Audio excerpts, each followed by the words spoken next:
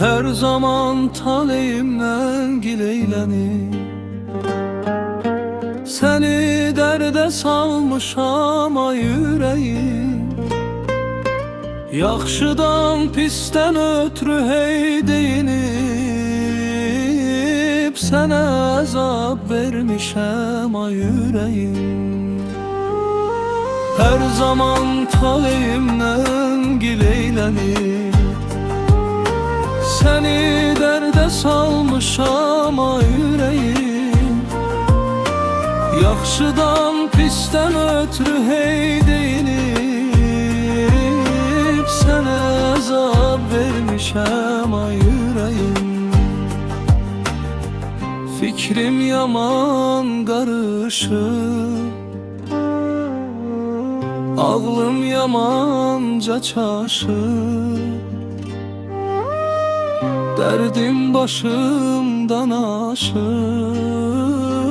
Harayıma gələ yüreğim, harayıma gələ yüreğim. Çetindeyim, dardayam, bir dumanlı yoldayam, hiç bilmirəm hardayam.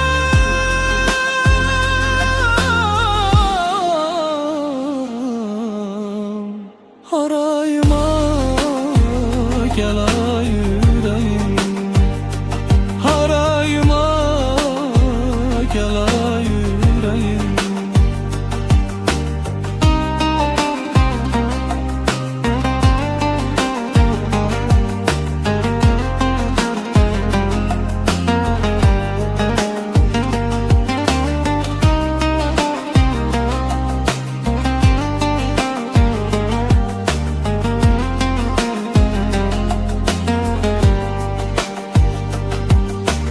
Geceden sübhə qədər qəm çəkdirir, səni çox incitmişəm ay yüreğim.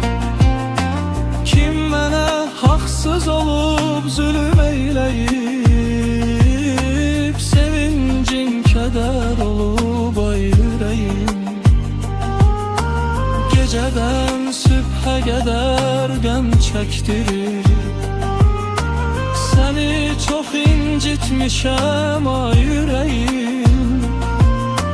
Kim mənə haqsız olub zülm eyləyib, sevincin kədər olub ay yüreğim. Fikrim yaman qarışıb, ağlım yamanca çaşıb, derdim başımdan aşıb. Harayıma gələ yüreğim, harayıma gələ yüreğim. Çetindeyim, dardayam, bir dumanlı yoldayam, hiç bilmirəm hardayam.